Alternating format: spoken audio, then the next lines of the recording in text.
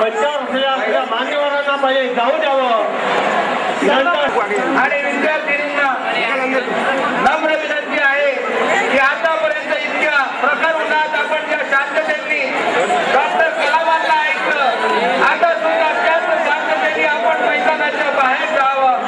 कुठलीही अनुचित घटना घडणार नाही, आपल्याकडून बेशिस्त वर्तन होणार नाही याची आपण सर्वांनी काळजी घ्यावी. शिस्त याबद्दल आदर आहे हे दाखवून द्यावं.